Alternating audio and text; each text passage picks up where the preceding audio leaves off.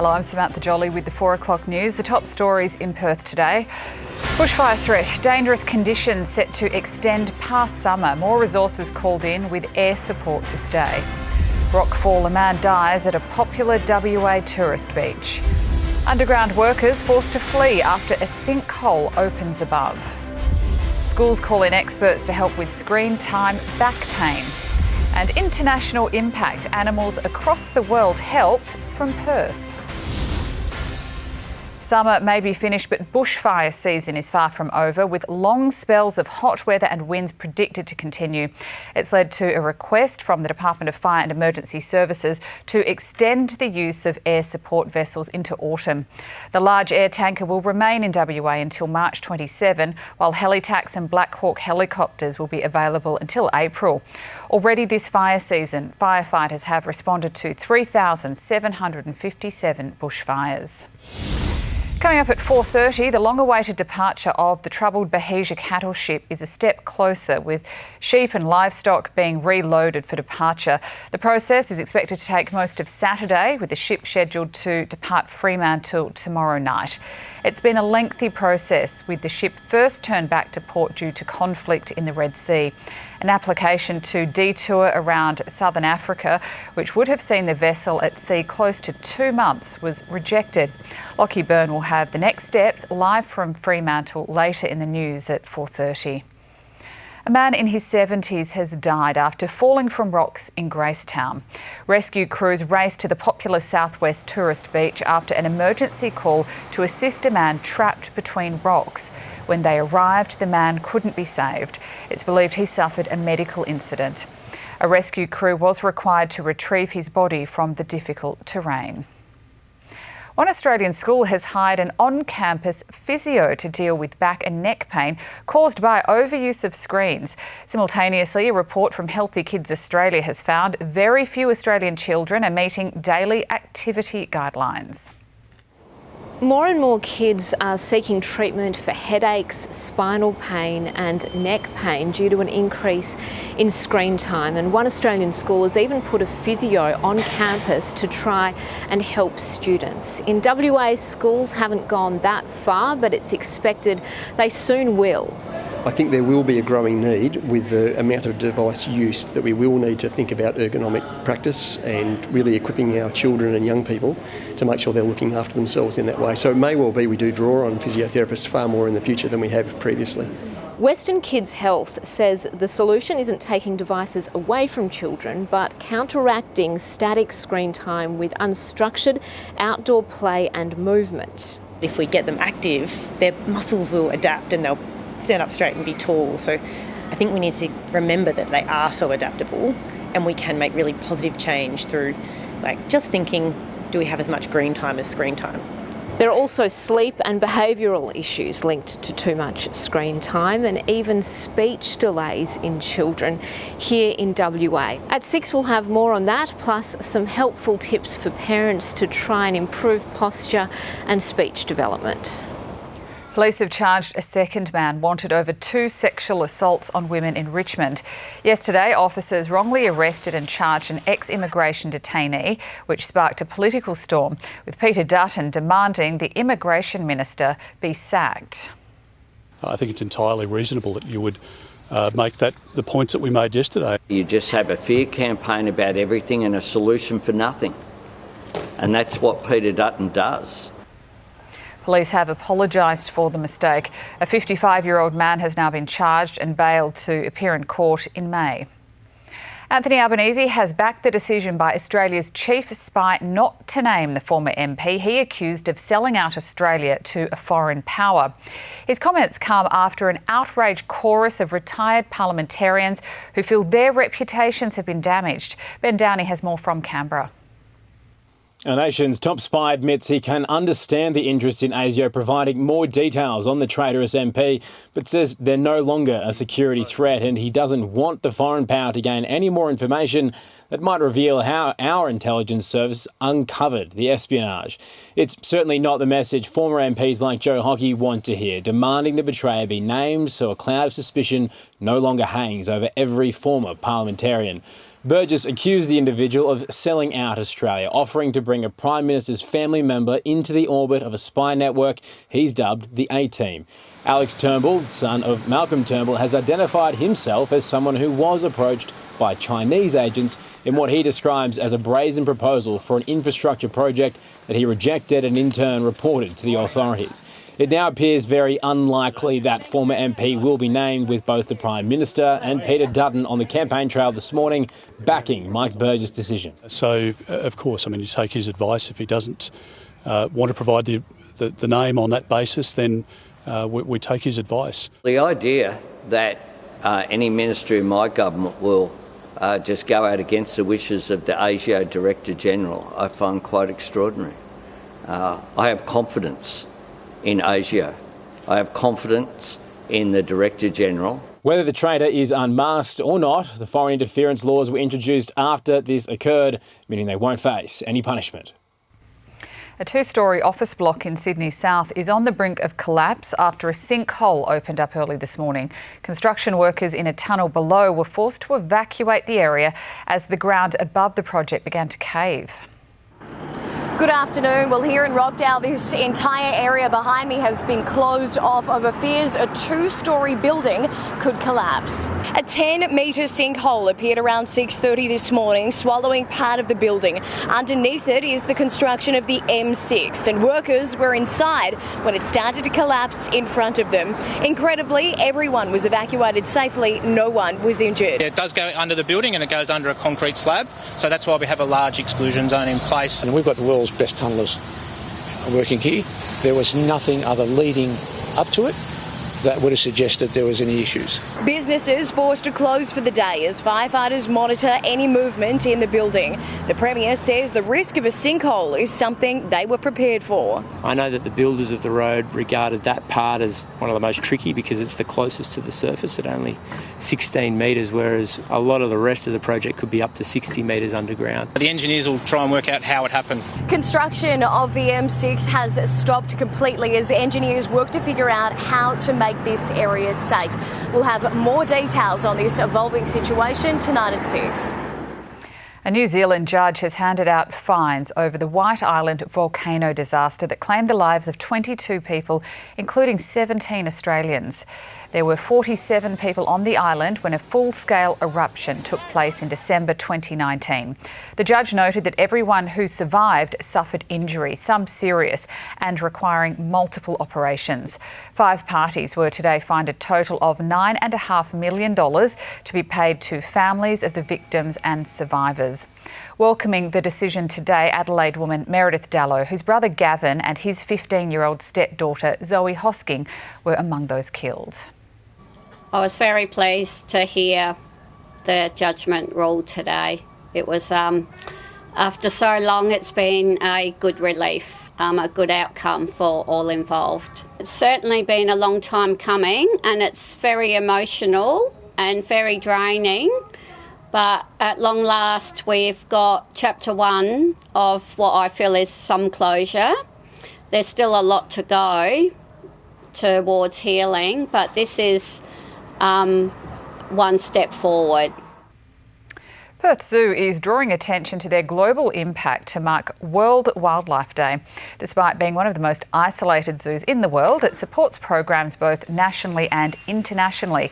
Those programs aim to make positive changes for wildlife, wild habitats and local communities. Yearly, we're helping around 300 wild, endangered black cockatoos get back to the wild through life-saving veterinary care, as well as countless other species that our expert veterinarians help along their way. Coming up, hopes of a ceasefire in Gaza fade. Gunshots in a crowd, an aid convoy caught in the middle. And a coffee competition yields an unexpected winner. It happened at Point Walter. Know your suburb. It's been revealed today. This show only in Joondalup. Know Perth on 7 News. You're watching 7's 4 p.m. news live from Perth. It has been a warm start to autumn. Right now it's still 33 degrees in the city. The forecast is coming up soon and we have some severe weather heading our way for the long weekend. Hopes of a ceasefire in the Gaza Strip have dimmed after a shocking incident shortly after an aid convoy passed through an Israeli checkpoint. As desperate residents converged on the convoy, gunfire rang out. It caused panic in the area, with reports more than 100 people died. Here's David Woywood.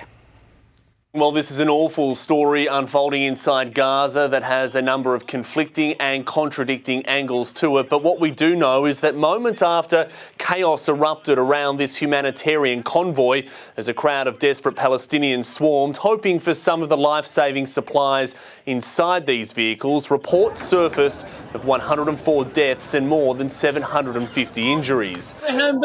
We were surprised by Israeli tanks, this man says. They came out and opened fire. Another man claims he went to get food and flour when Israeli forces started shooting.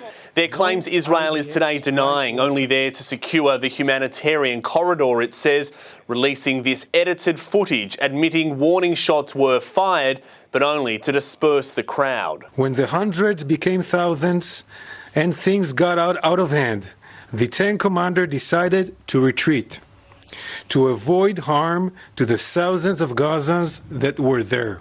Israel says many of the deaths were caused by spooked Gazan drivers ploughing through the desperate crush of people, their bodies dragged along the beach and behind donkeys to what remains of the enclave's health service. The International Criminal Court now vowing to investigate. We will be monitoring that investigation closely and pressing for answers. The White House and others confronting the question, will this jeopardise plans for a ceasefire? According to Joe Biden, it will, as today's deaths push the total Palestinian death toll from nearly 5 months of war to well above 30,000. Despite resigning as Liberal leader earlier this week, Bunbury MP Steve Thomas is back in the shadow ministry. He's Noel Brunning from 7 News Regional WA. 3 days ago, Steve Thomas quit as Deputy Leader after revelations he'd been dealing with fallen one-time WA Premier Brian Burke. Leader Libby Mettam had declared there were no connections between her party and Mr Burke. Nearly a month later, Mr Thomas admitted he'd been in contact with the former Premier. He keeps the energy and industrial relations portfolios. And to end speculation over the demolition of an Albany heritage building, the owners have given it away. There had been plans to knock over Norman House and build 25 apartments. Local groups had fought the move, and now the developers have given them the property. Aldi has taken out a large international award for their own branded coffee. Lazio Coffee, roasted in Melbourne, has been judged the world's best coffee beans produced by a large chain. It took out the title at the 2024 Golden Bean Awards World Series. Ahead this news hour, highway transformation and overpass, now a BMX playground. Find out where. And finally set to depart, an update on the troubled livestock ship. You're watching 7's Afternoon News. Adrian Barich joins us now. Barrett, WA's Cam Green has everyone talking. He sure has, Sammy. Yes, he almost scored a double century today. He just ran out of partners as Australia got right on top of New Zealand on day 2 of the first test. And Daniel Ricciardo and his big smile are back in Bahrain.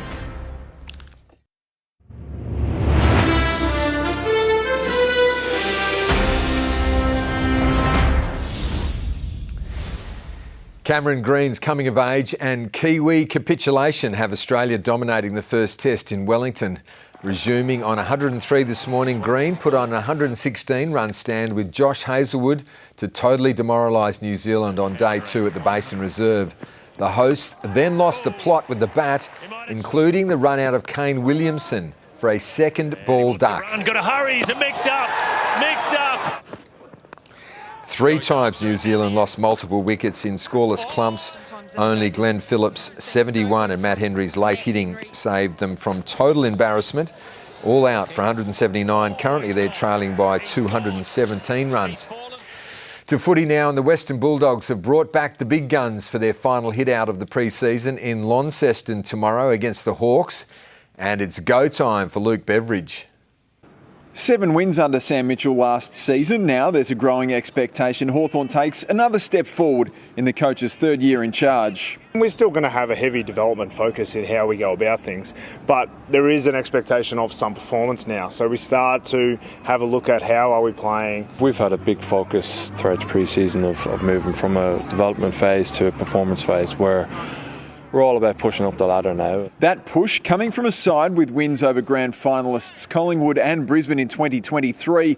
Now with a new look forward line led by Mitch Lewis, plus Mabior Chol, Jack Ginnivan and pick 5 Nick Watson. On paper we're more potent in front of the ball. How that displays itself and how it manifests itself in front of the ball is still a challenge for us. We're not there yet. The coach playing down concerns about his side's defensive makeup following a raft of off-season injuries, implementing key lessons at Waverley after spending a week with Aussie coaching guru Ange Postecoglou. I was really pleased with how, when I compared our development programs, I was really happy with that. And I thought he just organised his staff fantastically well, and we brought Brett Ratton in to help me with that. It's now full steam ahead for Mitchell after a pre-season bout of pneumonia in New York. I was fortunate I had a very strong family around me, but we're all back to full health and happy and excited for the season to start. Theodoropoulos, 7 News. A surprised Lewis Hamilton set the pace in his Mercedes, but it was a good start for the Aussie F1 drivers as the Formula One season began in Bahrain. Daniel Ricciardo topped first practice. Oscar Piastri was third. We have missed that over the winter, and that's the side of Daniel Ricciardo in the RB who's topped the times today. Piastri impressed in the second session, finishing 5th, but Ricciardo dropped back to 12th. Reigning champion Max Verstappen was surprisingly slow, 6th in both sessions. One of the hottest young stars in world athletics will fine-tune for the biggest year of his life at the Canberra Track Classic tomorrow. 21-year-old Sasha Zoya, born and raised in Perth, switching allegiance to represent his mother's France at the Paris Olympics. He's a medal chance in the 110-metre hurdles. I think he's going to have a little bit more pressure because a French athlete in France, everyone's going to be waiting for them to bring a medal back, but it's good pressure, so I'm looking forward to it and hopefully it all goes well. The Canberra Track Classic and Summer Series through to the National Championships will be streamed live on 7+, and there's been a hitch in the Olympic build-up for Boomers captain Paddy Mills. He's been cut by the Atlanta Hawks, but he's hoping to find a new club to continue his 15-year NBA career. OK, that's all in sport for now, but the Dockers and Port at 5 o'clock, so highlights coming up at 6. Look forward to it. Thanks, Barich. See you then.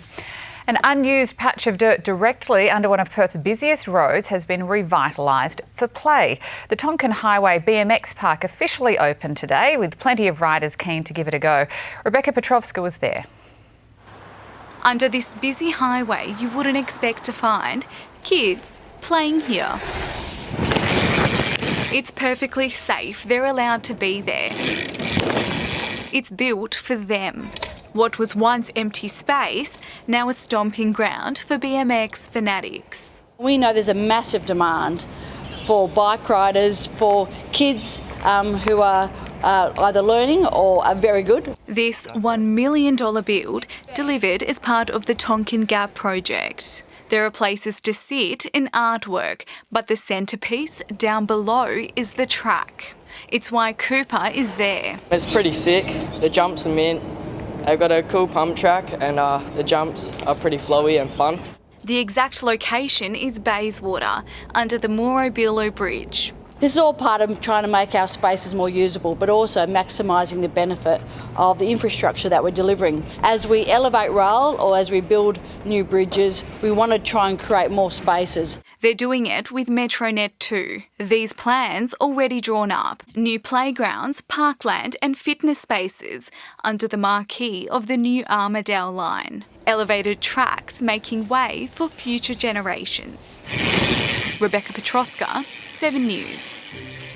Next in 7 News, our relentless fire season set to continue. Thousands of fires already fought, with more expected to come. Plus, a ban on plastic cups, how it will affect you.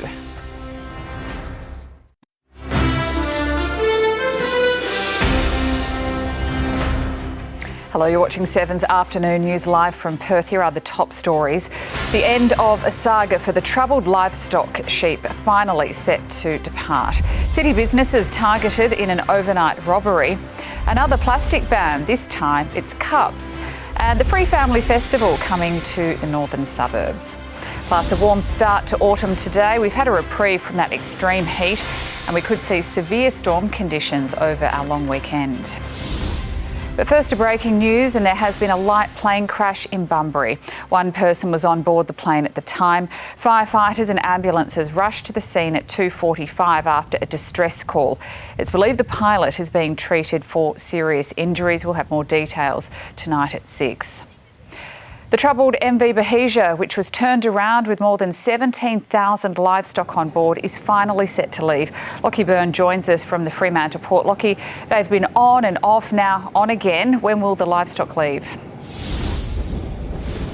Sam, it's likely to be this Sunday, possibly Monday, that the ship will finally depart. Today, exporters spent the day loading the vessel with feed. Tomorrow, about 13,000 sheep will be loaded on, and on Sunday, about 1,000 cattle. The ship originally left on January 5. Its trip to the Middle East was diverted to avoid conflict from Houthi forces in the Red Sea, but Australia's Department of Agriculture overturned that decision and it returned home. In total, the livestock spent more than 40 days on the boat and will now embark on a 33-day long-haul voyage to reach its destination. The department, around about the end of this week, had made the decision to let the exporter recommence the voyage. No animals in Australian history have ever done 2 extra long-haul voyages back-to-back.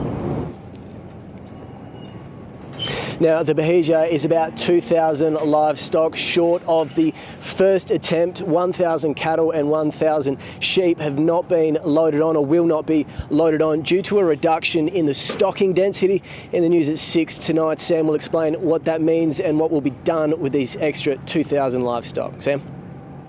OK, Lockie, thank you. Detectives spent the morning investigating a string of burglaries in West Perth overnight. Here's Nick Overall. Well, police have scoured the street here on West Perth in search of clues. It's understood several businesses were targeted in a string of late-night robberies. That includes a consultancy business here on Harvest Terrace.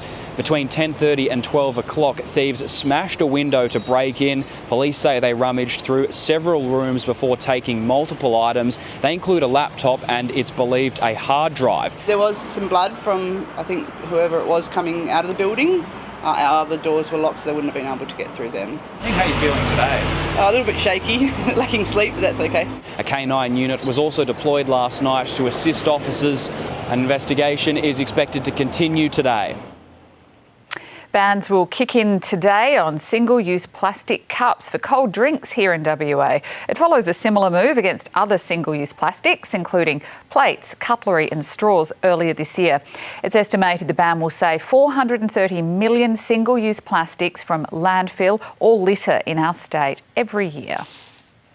Facebook owner Meta has announced it will stop paying Australian news publishers for content when existing deals expire this year.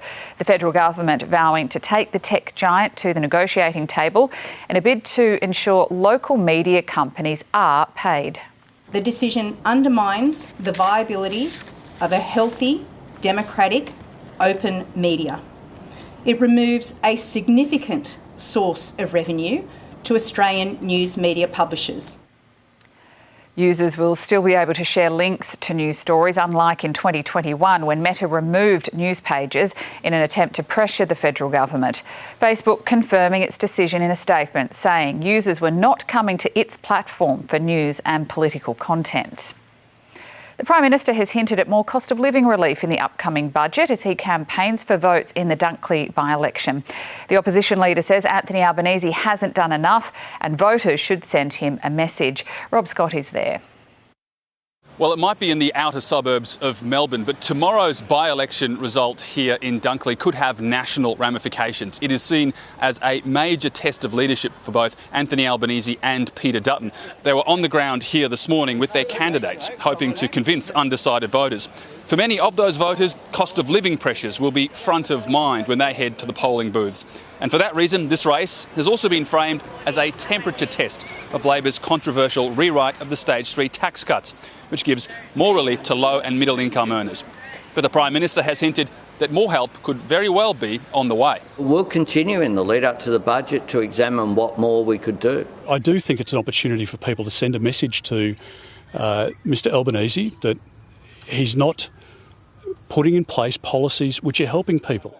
The opposition leader also wants this by-election to be about community safety in the wake of the release of those 149 immigration detainees, continuing his attack on the government after news broke one of those former detainees had been charged with sexual assault in Melbourne, refusing to back down today or order his deputy leader to take down this tweet, even after it was revealed Victoria Police had charged the wrong man.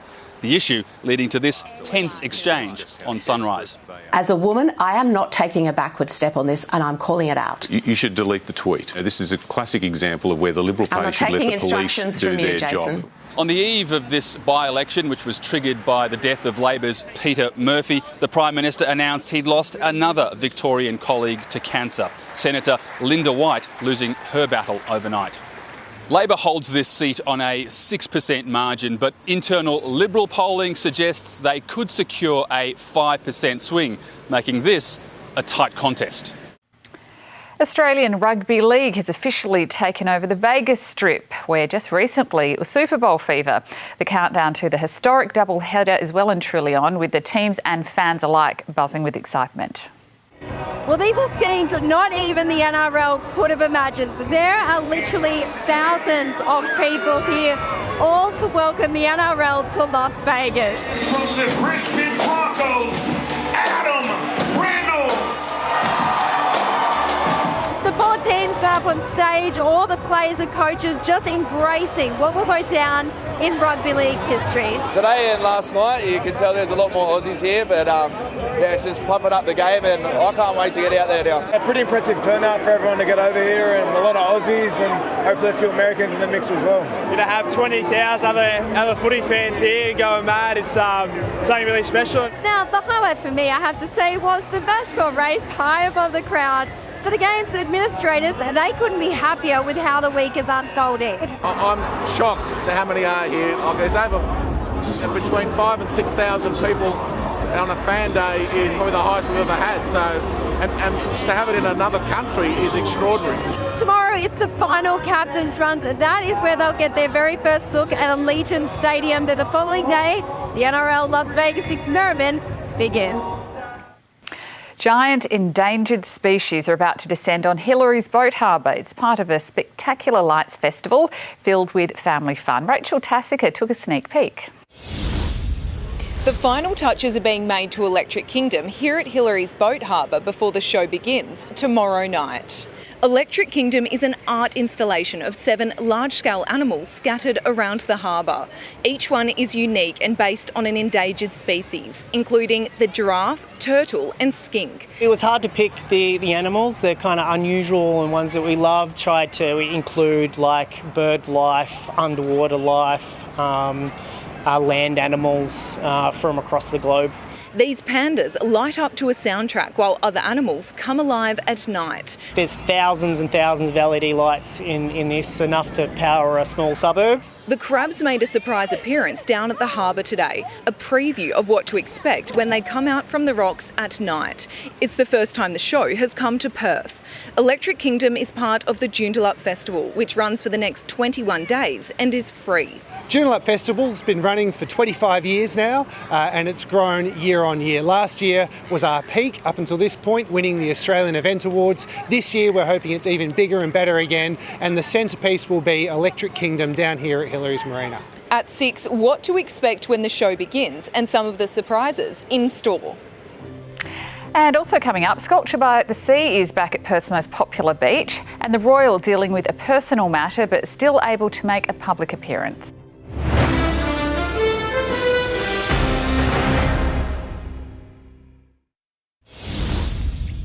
Crowd numbers at Perth's most iconic beach are set to soar. Over the next 18 days, 250,000 people are expected to descend on the sand at Cottesloe. It's the 20th year of Sculpture by the Sea, after it started as a bold experiment in 2005. This year's lineup includes 71 artists from 14 countries. In our bulletin at 6, hear from the event organiser and two of the sculptors with work on display. America's migration crisis took centre stage in the 2024 race for the president today. Joe Biden and Donald Trump both travelling to Texas on the same day to talk about border control. President Biden calling out Republicans for sinking a bipartisan border bill. For the rest of the country, conditions along the southern border are a crisis. But here in South Texas, illegal crossings, crowds of tens of thousands forcing bridges to close, fences, razor wire, and migrant families spilling from makeshift tents have become a way of life. It's just overwhelming. President Biden meeting with border agents and local leaders in Brownsville, looking to turn up pressure on congressional Republicans who refuse to take up a measure that would provide over $20 billion for security, along with additional manpower and resources along the border. They desperately need more resources. Say it again, they desperately need more resources, need more agents, more officers, more judges, more equipment in order to secure our border. Folks, it's time for us to move on this.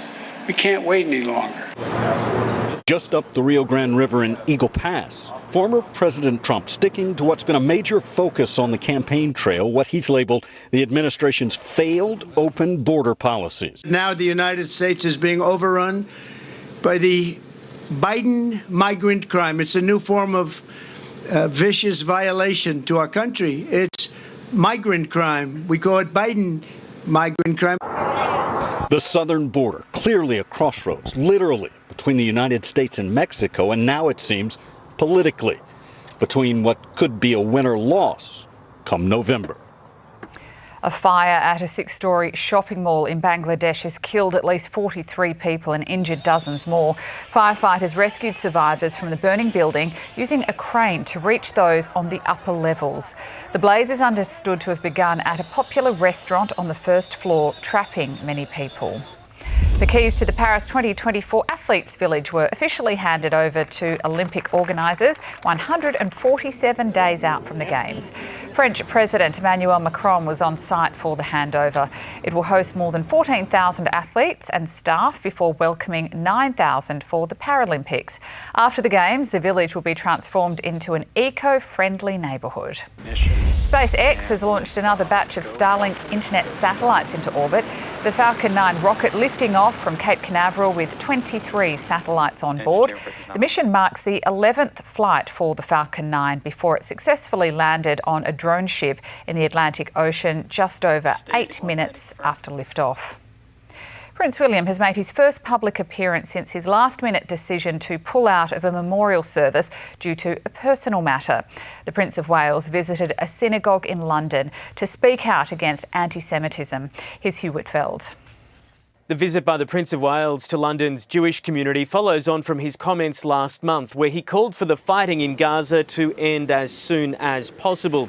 It follows on too from his failure to attend a memorial service for his godfather, owing to an unexplained personal matter earlier in the week. The Prince of Wales saying he and Catherine are extremely concerned about the rise in anti-Semitism in the UK. 94-year-old Holocaust survivor Renee Salt telling William she misses Kate so much. The Princess still recovering after her abdominal surgery. The King is still out of action as well as he continues his cancer treatment, so Queen Camilla is receiving guests on her own at Clarence House, meeting the Ukrainian First Lady Elena Zelenska. So Camilla and, when he's available, William holding down the royal fort. Let's get a check of your finance now, and there were fresh record highs for the share market today. Here's Craig James from CommSec. Good afternoon. Yes, that's right. The market jumped out of the blocks, lifting by around about 0.5%, and encouragingly, it managed to hold on to the gains as the day moved on. And this is good news for many Australians. While you may not own shares directly, your superannuation fund is likely to invest in Australian companies. Also, the record high for our share market has come at a time when companies have finished their period of reporting earnings. And while it's been a difficult business environment, companies have stayed positive and generally maintained or increased dividends. Overall, the benchmark ASX 200 index rose by around 47 points today, or 0.6%, with the All Ordinaries up 48 points, again around 0.6%. Today, 8 out of the 11 industry sectors were firmer, the strongest being mining and technology, while healthcare recorded the biggest fall. Life 360 was the biggest winner of today. It was up over 38%. And the Aussie dollar is steady against major currencies and is trading near 65.1 US cents. Susanna Carr is in the newsroom preparing for the bulletin at 6. Sue, what's coming up? Sam, well, as you know, the weather this summer has been extreme and now it's led to concerns we're facing a long and dangerous bushfire season. Authorities are so worried they've requested extra resources to stay in the state longer. We also have incredible vision out of Queensland that shows the moment a farmer began to sink into a grain silo. If you're considering a trip overseas this year, you might want to check out our story on the A220 jetting out of the east coast. It's set to shake up international travel and could put pressure on Qantas to bring down their direct flight costs. Plus, the importance of cleaning your makeup brush. It's something a lot of us probably forget to do as often as we should, and hidden nasties are causing a lot of issues for our skin. Plus, free fun for the family from Cottesloe to Joondalup. We'll take a look at some of the great community events. That's coming up soon in 7 News at 6, Sam. Thanks, Sue. We'll see you then. Mardi Gras organisers admit they're going into this year's festival with heavy hearts as Sydney's gay and lesbian community grieves the loss of Jessie Baird and Luke Davies. They're hoping to find ways to honour the couple as the city transforms for the event.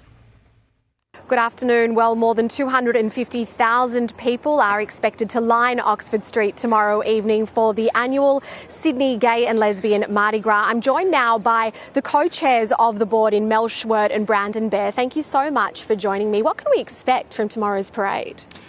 I mean, we can expect colour, we can expect glamour, we can expect excitement, but I think this year we can also expect some moments of reflection and some moments where we are grieving the loss of two of our queer family members. The deaths of Luke Davies and Jessie Baird have really rocked the entire city of Sydney. Can you tell us about some of the formal plans to commemorate and remember them? We'll be looking at ways to commemorate the boys in the parade, so we're working on ways to be able to do that. And the Qantas float will also be remembering their team member as well. And we also know about the deep grief that Channel 10 families also are experiencing as well. It must be a very difficult time for yourselves as co-chairs of the board, given the discussions that you've had to have with New South Wales Police about their involvement in the parade. Can you tell us about the decision that you came to and how you feel about that? Yeah, sure. I think the important thing to remember is this is a discussion that's been going on for a lot longer than this year. We know that this outcome is not ideal for everyone, and we really respect the opinions of people who both do and don't want police in parade, but we are happy that we were able to do something to recognise that there was a change that was being asked for, but still have a place for those people in the parade. Well, Brandon and Mel, thank you so much for joining us this afternoon. Well, tomorrow afternoon there will be more than 200 floats involved in the Sydney Gay and Lesbian Mardi Gras. It all kicks off from 7:30. I'll have the long weekend weather up next, and we could be in for some severe storms.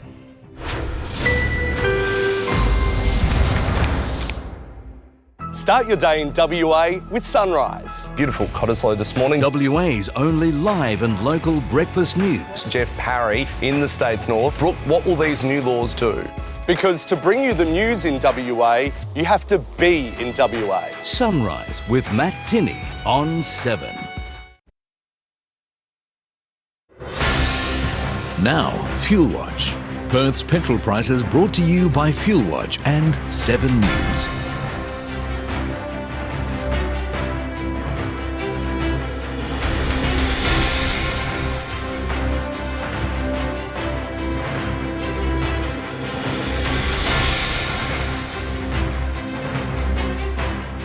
Checking the weather now, we kicked off autumn with a warm and sunny day, a top of 34 degrees in the city. Looking at the national forecast, a morning shower for Melbourne, showers for Sydney and Canberra as well, a sunny 33 in Brisbane. Back to Perth, we do have a wet and stormy weekend ahead. The rain will hit the northern suburbs first on Saturday, then become more widespread Saturday night into early Sunday. 10 millimetres of rain possible Saturday, up to 15 on Sunday, and gusty winds from tomorrow morning. It does clear for our public holiday Monday, a cloudy top of 27, mostly sunny and 30 Tuesday, 31 on Wednesday, heating up to 33 Thursday and 32 the top for next Friday. And that is Perth's 4 p.m. news. I'm Samantha Jolie. I'll be back with Rick, Sue and Barra for 7 News at 6. See you soon.